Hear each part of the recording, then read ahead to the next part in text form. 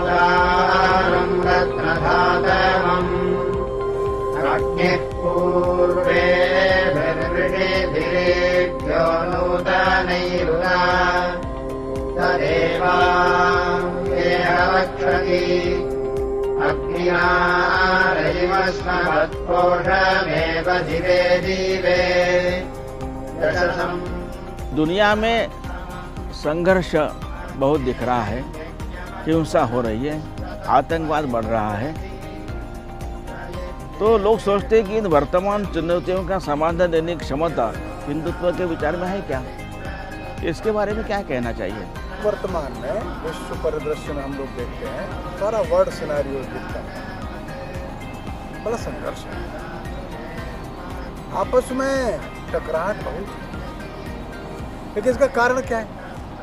हम कारण पर विचार करते हैं तो अपने को एक बात ध्यान में आएगी कि जहाँ जहाँ ऐसा कोई एक वर्ग समाज खड़ा हो जाता है और वो कहता है कि मेरा विचार ही सर्वश्रेष्ठ है, बस बाकी के विचार दुनिया में उचित नहीं, ठीक नहीं, तो बाकी के विचारों को दोयम दर्जे का, घटिया, इन्फीरियर मानकर या उनको योग्य न मानकर वो वैसा काम शुरू करता है, उनको समाप्त करने की कोशिश करता है। और इसलिए सारा शक्ति इकट्ठा करके दूसरे विचार वालों को समाप्त करने की जो प्रकृति है और जो प्रवृत्ति लोगों की बन जाती है, ये हिंसा का भी कारण है, ये बड़े बड़े संघर्षों का कारण बन जाता है। हम सारे विश्व में देख रहे हैं, कुछ लोगों को लगा ये कम्युनिज्म सबसे अच्छा है और उन्होंने कम्युनिज्म का विचार लेकर दुनिया में कितना बड़ा संघर्ष खड़ा कर दिया, लाखों करोड़ों लोगों की हत्या हो गई। उनको लगता है हमारा ये विचार ठीक है, बाकी दुनिया के कोई विचार ठीक नहीं, कम्युनिज्म ही आना चाहिए। वही अभी हम देख रहे हैं कि कुछ लोगों का मत है कि जो IS वाले हैं कि नहीं, इस्लाम ही सबसे अच्छा है दुनिया में, हम इस्लाम को ला करके रहेंगे। अपने विचार को न मानने वाले लोगों की कैसी निर्मम हत्या वे करते हैं और इस्लाम को मानने वाले लोगों की भी हत्या करते हैं, हम देख रहे हैं। क्यों? उनको लगता है वो जो बता रहे वही सच है, बाकी सब झूठ है, गलत है, ये विचार ठीक है। मनमोहन जी देखिए, यह बात भी बड़ी विचारणीय है, ये इंटॉलरेंट बिहेवियर ये कैसे शुरू हुआ, कहाँ से प्रारंभ होता है?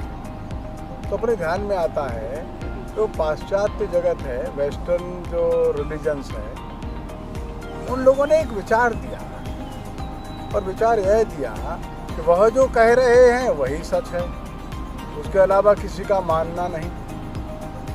अभी हम लोग चर्चा कर रहे थे उस विचार को न मानने के कारण से और थोड़ा सा अलग मत देने के कारण से और जीसस को क्रूसीफाई होना पड़ा।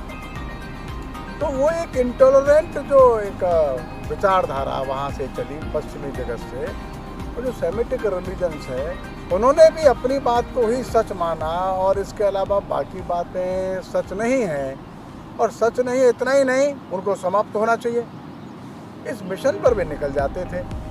इसके सैकड़ों उदाहरण हम पश्चिमी जगत के सेमेटिक रिलीजन्स के व्यवहार में देखते हैं। धीरे धीरे वो व्यवहार ही आज भी प्रकट होता है। मार्क्सवादी विचार आया तो उन्होंने बाकी लोगों को समाप्त करने की कोशिश की और जो जो उनके विचार के विरोध में आए उनको समाप्त करते चले गए। ये विचार हमको पश्चिमी जगत में दिखाई देता है कि उनके मत को जो नहीं मानते, उनके विचार को नहीं मानते, उनके विचार से एग्री नहीं करते, उनको समाप्त करने की कोशिश भी करते हैं। इसके ठीक विपरीत भारत का जो मत है वो ये नहीं है, विरोधियों का भी स्वागत किया, विपरीत विचारों का भी स्वागत किया, उनको सम्मानित किया, ये बात सच है। एक और संकट की बात आती है जो है पर्यावरणीय संकट है, जो प्रकृति का असंतुलन बढ़ रहा है, इसका समाधान भी हिंदू विचार में है क्या? ऐसा लोग प्रश्न पूछते हैं। हिंदू दर्शन में एक मौलिक बात ये कही कि सर्वत्र ईश्वर है, परमात्मा ये सर्वत्र है, सब जगह है, सबके अंदर है। ये संपूर्ण प्रकृति परमात्मा का, ईश्वर का ऐश्वर्य है, हम ऐसा मानते हैं। तो इस नदी के अंदर ईश्वरीय रूप है, जंगल है ईश्वरीय रूप है, पशु पक्षी है ईश्वरीय रूप है। ये सारी सृष्टि ईश्वर का रूप है। हम भी ईश्वर की प्रकृति की रूपरेखा के अंदर हम आगे बढ़े हैं।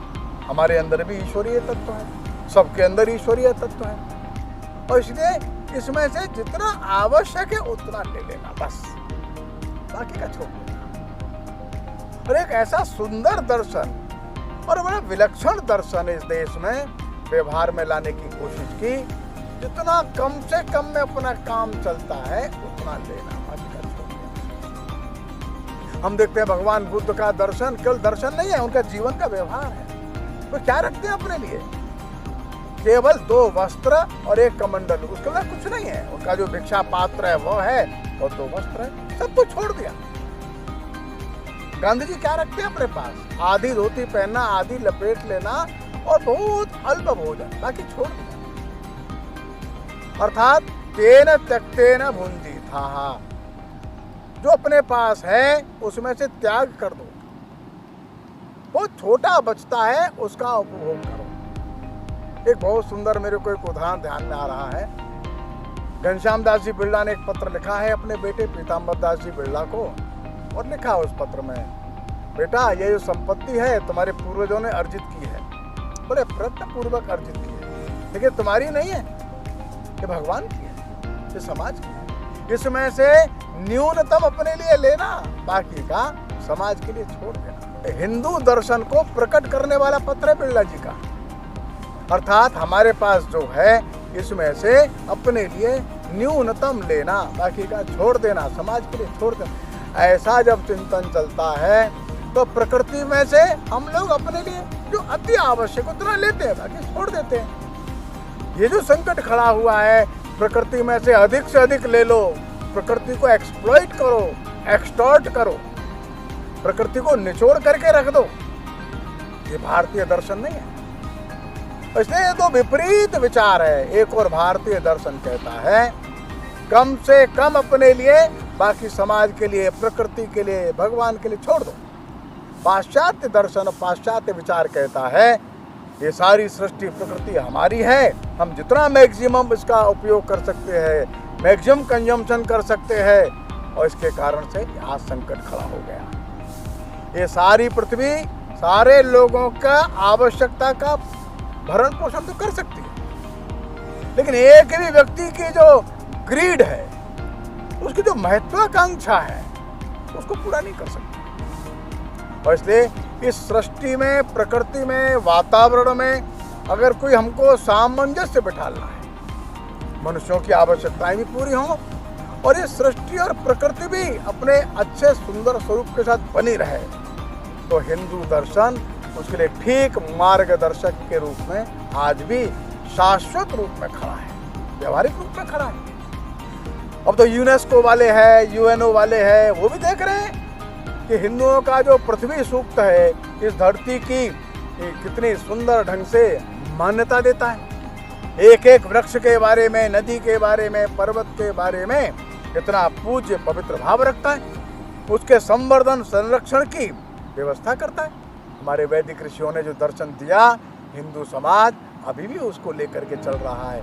इसलिए मेरा मानना है वर्तमान का जो संकट है पर्यावरण का, जो अधिकतम कंजम्पशन वाले लोगों ने पैदा किया है, और अगर हम लोग आवश्यकता के अनुसार उपभोग इस नीति पर चले और अपने लिए न्यूनतम उपयोग, बाकी का और लोगों के लिए छोड़ देने वाला दर्शन अपनाते रहे, तो ये पृथ्वी का संकट, वातावरण का संकट दूर हो जाएगा। जो अपने हिंदू ऋषियों ने कहा, माता भूमि पुत्रो अहम पृथिव्याः, अर्थात इसका भाव ऐसा है, जन्म तुमने कहीं भी लिया होगा, लेकिन मैं पुत्रो अहम पृथिव्याः, सारी पृथ्वी का बेटा हूं मैं।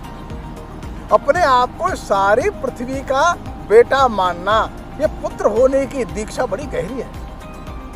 पुत्र होने का भाव कि इतना सम्मान पैदा कर देता है संपूर्ण प्रकृति, धरती, पृथ्वी के प्रति, उसके प्रति श्रद्धा से विनत हो जाता है, और इसे जरा भी पृथ्वी में ठोकर मारने में इसको अच्छा नहीं लगता।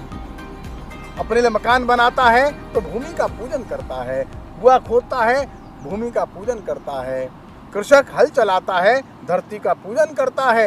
ये जो पुत्र होने की दीक्षा, पुत्र होने का भाव, इसने मनुष्य की दृष्टि बदल दी, भाव बदल दिए। एक एक पर्वत का शिखर मंदिर के रूप में, एक एक नदी माता के रूप में, एक एक पशु और प्रकृति का अवयव हमारे लिए पवित्र हो गया, क्योंकि माता का अंग है ना।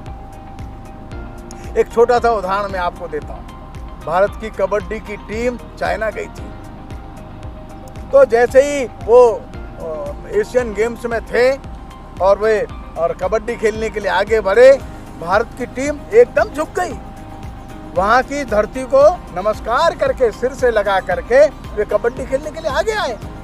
अर्थात वो चाइना की भी भूमि है, उनके लिए उतनी ही पवित्र है जितनी भारत की भूमि को सारी पृथ्वी के हम पुत्र है ना। ये दर्शन छोटा नहीं था, ये दर्शन बड़ा था। इस दर्शन ने हृदय को विशाल किया, भावनाओं को विराट कर दिया और अपने हृदय का आंगन इतना बड़ा कर दिया। वो अमेरिका की धरती है, अफ्रीका की धरती है, वो चाइना की धरती है, मंगोलिया की धरती है। ये धरती माँ स्वरूपा है, इसका प्रत्येक अवयव पवित्र है। उसको संभाल करके, बचा करके रखना, जितना उपयोगी है उतना लेना, छोड़ देना। ये पर्यावरण के लिए सुंदर संदेश है और मैं समझता हूँ ये पर्यावरण की सभी समस्याओं का समाधान करेगा।